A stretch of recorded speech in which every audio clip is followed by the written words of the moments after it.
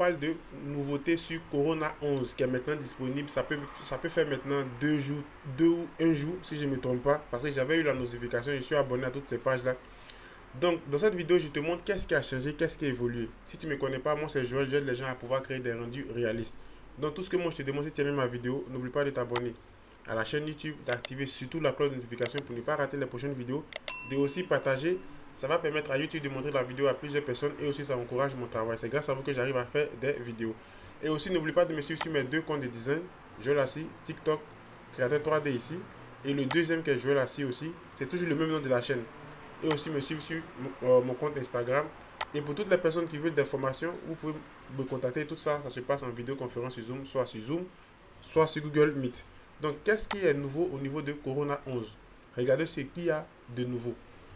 Donc, on va prendre le temps d'appuyer juste ici. J'ai coupé le son. Voilà. Et on va voir qu'est-ce qui a changé de manière générale. Au niveau des textures, ils ont facilité la randomisation. C'est-à-dire, pour des personnes qui utilisent Corona Render, c'est-à-dire au niveau des textures de briques, de carreaux, des trucs comme ça, lorsque vous voulez appliquer ces éléments dans une douche, peu importe où vous voulez les appliquer, ça sera plus facile pour vous de pouvoir randomiser ces éléments au niveau de tout ce qui est texture de carreaux et autres. Donc, je vous explique qu'est-ce que ça veut dire. Donc, vous allez voir que souvent, lorsque on réalise un rendu de douche, peu importe, c'est pas forcément des carreaux, ça peut être des paquets de bois, des trucs comme ça, et qu'on applique ces paquets-là sur une surface, souvent on veut jouer avec la couleur de chaque élément au niveau des paquets. Donc on peut utiliser la texture de randomisation, donc Corona, et aussi dans V-Ray, où on va donner plusieurs couleurs différentes. Donc ça c'est vraiment très très intéressant, et c'est ce qu'on vous dit ici. Vous pouvez désormais utiliser des bitmaps ou des cartes procédurales pour définir des tuiles et répéter, randomiser ou même mosaïquer une image sur les tuiles en fonction de vos besoins. Corona Mapping randomisé et Multimap sont désormais dotés de mode par identifiant de tuiles afin que vous puissiez randomiser les résultats pour chaque tuile si vous le souhaitez. Et même la randomisation, on l'applique aussi au niveau de... Ça, c'est un conseil que je vous donne au niveau de la végétation. Lorsque vous allez répartir de la végétation sur une scène, vous ne devez pas laisser vos arbres.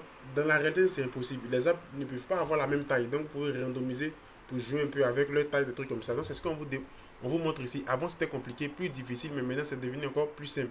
Donc, on va poursuivre tout doucement et vous allez voir. C'est vraiment très, très intéressant. On était sur randomiser ici. On va passer à la seconde étape et vous allez voir, vous voyez, c'est devenu maintenant très, très, très facile. Donc, on passe à la seconde étape. Skater, c'est-à-dire le scatter ou le skater, c'est un outil de V-Ray, de Corona Render, peu importe le moteur de rendu que tu utilises, qui va nous permettre de pouvoir répartir de la végétation sur une surface quelconque. Maintenant, ça sera plus facile aux personnes de pouvoir répartir cette végétation sur des montagnes et autres et délimiter la zone où vous voulez que ces éléments-là puissent de manière générale se terminer. Donc, on va descendre tout doucement et vous allez comprendre comment de manière générale ça fonctionne. Donc, je descends. Voilà, donc c'est ici la dispersion. On dit définissez les limites supérieures ou inférieures de la diffusion, créant ainsi des scènes naturelles plus réalistes et captivantes avec scatter altitude.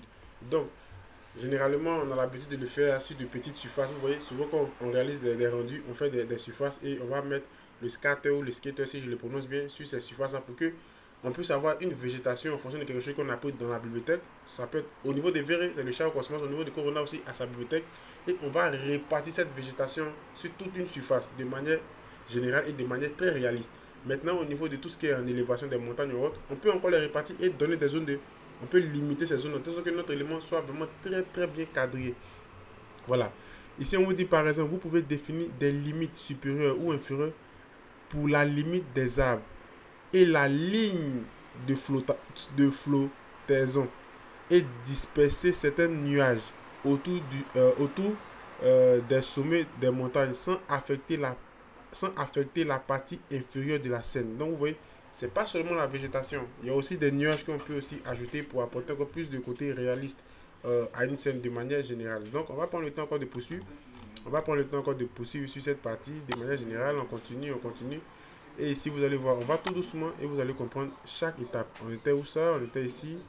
Je pense qu'on était ici. On va continuer, on va continuer, on va continuer de manière générale, de manière générale. Voilà, on va passer maintenant à l'autre étape de Corona Render où ils ont apporté encore plus de détails de manière générale. Donc, Vous allez voir ici, on coupe tout doucement. Et vous allez comprendre ici, voilà. Ici, dispersion, regardez. Donc, je vous explique ça. On dit, vous pouvez désormais faire en sorte que les éléments dispersés regardent dans la même direction. Vous voyez?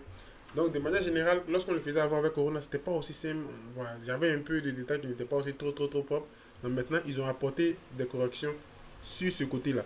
Donc, un bon exemple serait celui de personnages dispersés regardant une scène ou de poissons dans un aquarium nageant dans la même direction. Et c'est ce qu'on vous montre ici. Vous pouvez voir, regardez.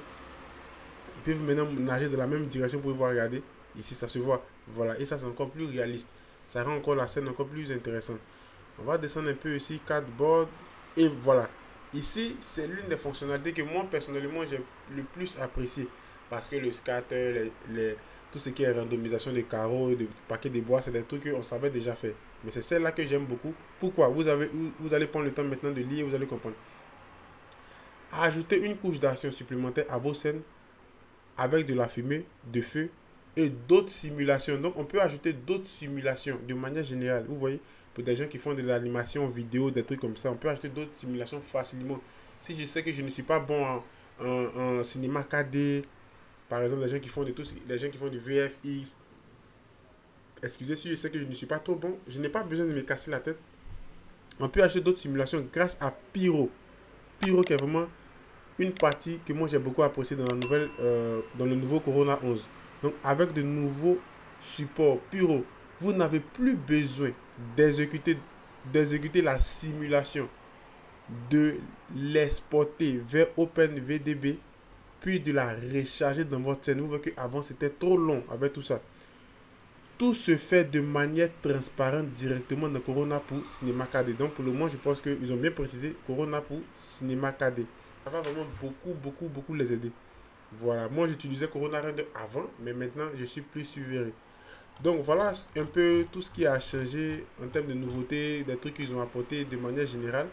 Donc si tu es convaincu par ce qu'on te montre ici, tout ce que moi je te demande, si tu as aimé ma vidéo, n'oublie pas de t'abonner, d'activer la cloche de notification pour ne pas rater les prochaines vidéos. Et sur ce, je te dis à la prochaine vidéo. Ciao.